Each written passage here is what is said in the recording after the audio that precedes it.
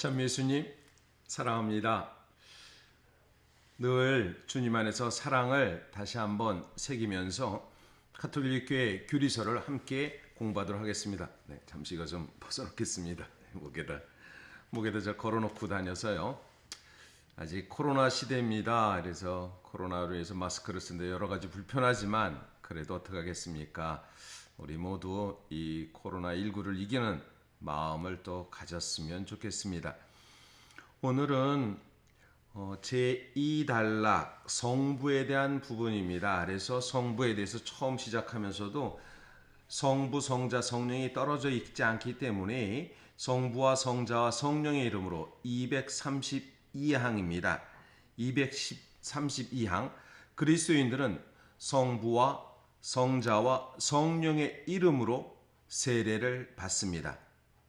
먼저 그들은 성부와 성자와 성령에 대한 자신의 신앙을 고백하도록 세 가지 질문에 믿습니다 하고 대답합니다. 모든 그리스도인의 신앙은 삼위일체에 근거합니다.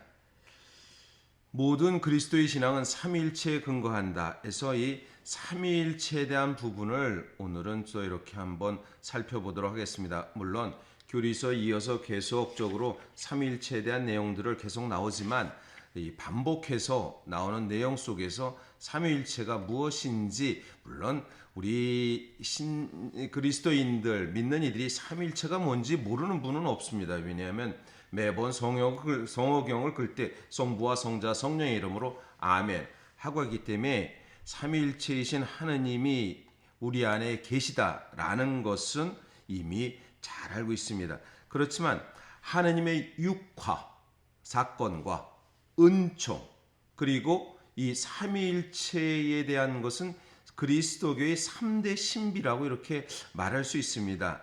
왜냐하면 하느님께서 사람이 되셨다라는 것을 우리 이성으로 받아들일 수 없습니다. 은총, 하느님의 은총은 신비롭게 우리에게 다가온다. 거저 내어주시는 하느님의 거룩한 성화 은총. 또 한편이 삼위일체는 도대체 우리에게 무엇일까? 삼위일체가 각각 다른 것이 하나다라고 했을 때 이 성부와 성자와 성령에 대한 부분이 무엇일까라는 것에 대해서 우리는 의심을 갖고 있지만 이 부분이 신비이기 때문에 받아들이게 됩니다. 그렇지만 신비니까 무조건 받아들여라 라고 하면 우리가 이성적인 존재인 우리에게 이것을 그냥 무조건적으로 받아들이느라는 그 자체가 우리는 더 의심하게 되고 받아들이지 못하게 됩니다. 그러면 삼위일체에 대한 부분을 이렇게 얘기했습니다. 성부와 성자, 성령 세 위격을 지니면서 동시에 한 분이시다 라고 이렇게 고백을 합니다. 세 위격을 지니시고 한 분이시다라고 고백하는 것은 우리 그리스도교 신앙에서는 가장 중요하고 핵심적인 교리입니다. 그래서 이 교리에서 삼위일체의 신비를 드러내기 때문에 우리가 이것을 한 분이신 하느님을 믿습니다 라고 말하면서도 그 한 분이신 하느님께서는 각각 다른 위격, 성부와 성자와 성령을 갖고 있다라고 이렇게 말합니다. 먼저 삼위, 그래서 삼위, 위에 대한 부분입니다. 위는 위격이라고 말합니다. 위격은 라틴어로 그 페르소나라고 말합니다. 페르소나라고 이렇게 말하게 되는데요. 이 페르소나라는 것은 사실 그 로마 시대에 쓰였던 말로서 페르소나는 인격이다라고 이렇게 얘기하면서 이것은 뭐냐면 원래 이 단어는 로마 시대 때 법정에서 출두 명령을 받았을 때 건강상의 이유로 혹은 이미 도망갈 수 없는 사람을 대신해서 법정을 쓰게 하는 사람이었습니다. 그러니까 그리고 또 한편 페르소나라는 것은 연극 배우가 가면을 사용한다 해서 영어로 펄선이라는데 그래서 인격인데 가면을 쓰고 나타난다라는 부분에 있을 때 이 페르소나라는 단어를 이렇게 나옵니다. 그러면 이 삼위 각각 다른 페르소나가 하나의 일체 한 분이신 하느님이다라고 하면 이것은 도대체 누가 처음 삼위일체라는 단어를 썼을까요?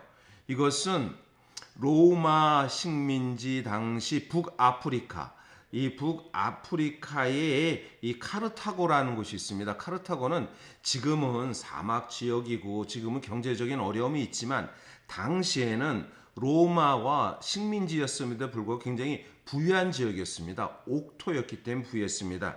그곳에서 아프리카의 카르타고에 테르툴리아 누스라는 교부가 있었습니다. 테르툴리아 누스는 몇 가지 우리 그리스도교의 용어에 대한 부분을 분명히 만듭니다. 그는 법률가로서 또 변호사이기 때문에 용어에 대한 중요성을 갖고 있었습니다. 그가 만든 용어 중에 성사라는 단어가 있습니다. 즉 사크라멘툼이라는 단어는 라틴어로 사크라멘툼이라는 단어는 성경이 없죠. 성경에 있는 단어 중에 바로 미스테리움, 히브리어로 쓰여진 미스테리움이라는 신비라는 단어를 성사로 이렇게 사크라멘tum으로 만듭니다. 그것이 우리가 지금 성사라는 용어죠. 하느님의 신비는 성사입니다. 거룩한 일이라는 단어를 만들었습니다. 또 한편 삼위일체라는 그 단어를 처음 사용한 테르툴리아누스 교부입니다.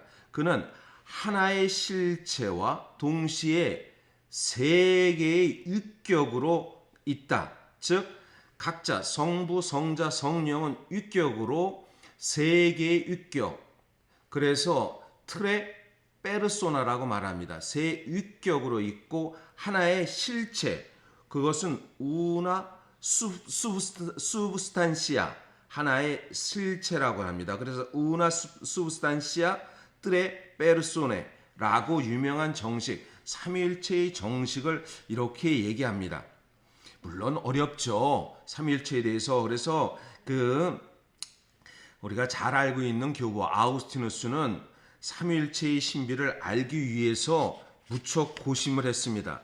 삼위일체가 무엇일까 하면서 그래서 북아프리카의 아름다운 해변을 거닐면서 그 모래사장의 한 어린아이가 모래사장에서 구덩이를 파고 달팽이 껍질로 이것을 바닷물로 퍼뒀습니다. 그러면서 성인이 그 이유를 물어보니까 그 아이는 이 바닷물을 퍼서 모래 구덩이에서 다 담으려고 그래요. 그래서 아우구스틴 성인이 얘야 그것은 불가능한 것이다. 어떻게 바닷물을 퍼서 여기 담겠느냐 하니까 바로 그때 그 아이는 천사의 모습을 보이면서 삼위일체의 신비를 너가 알려고 그러냐 라고 이렇게 얘기하면서 그 어리석은 이 아우구스티누스의 그 이야기에서 아우구스틴의 모습을 설명해 줬다고 합니다. 그러나 아우구스티누스가 삼위일체에 대한 이야기를 이렇게 깊이 있게 했던 부분도 사실 아우구스틴의 삼위일체는 이 어떤 믿음 안에서 성부와 성자와 성령의 관계 안에서의 삼위일체에 대한 부분도 이렇게 얘기합니다. 어떻게 보면 사랑을 주고 받고 관계 속에서 있는 부분에 대한 그 부분도 아우구스티누스가 설명을 하게 됩니다.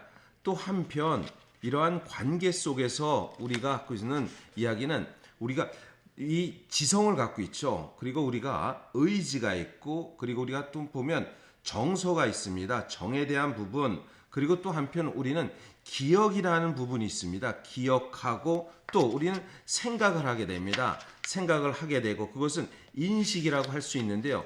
기억하고 생각하고 인식하고 또 우리가 의지라는 것이 있습니다. 행동이죠. 이런 행동을 통해서 보여주는 것. 이것을 통해서 어떤 때 이런 부분에 있을 때도 삼위일체적인 부분이 그래서 성부와 성자와 성령에 대한 부분도 이렇게 얘기합니다. 물론 이 삼위일체에 대한 것은 왜 이렇게 논란이 됐는가 하는 것은 왜냐하면 구약에서는 한 분이신 하나님입니다. 그런데 신약에서는 하나님께서 오셨습니다. 하나님께서 드러나셨습니다. 그러니까 몇 분이게 됐어요? 두 분이 되죠.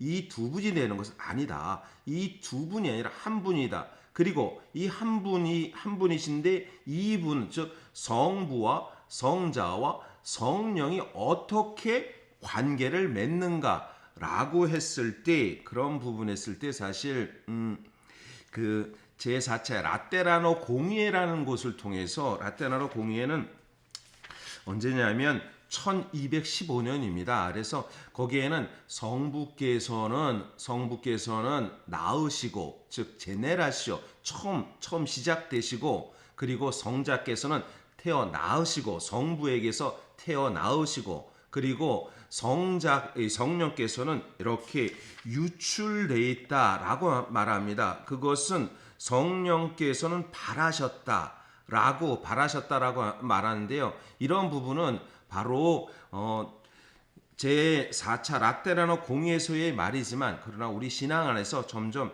가까이 이해하고 받아들이는 부분은 당시의 이해가 아니라 우리 안에서 이해하는 부분이 필요하다라고 이렇게 얘기할 수 있습니다. 그래서 성부와 성자의 부자 관계라는 것이 나았다는 것이 인간의 나음이 아니라 불이 켜짐과 동시에 불꽃이 생기는 것과 같은 시공간의 간격 없는 나음입니다. 그리고 성부와 성자의 부자 관계의 부분이 아니라 바로 완전한 사랑의 부분이다 라고 하고 성령은 사랑을 드러내는 그러한 부분이다 라는 것을 먼저 이해하셨으면 좋겠습니다. 다음 시간에도 삼위일체단 부분은 좀 더 한번 또 계속하도록 하겠습니다. 네, 오늘도 행복한 하루가 되시기를 바라겠습니다.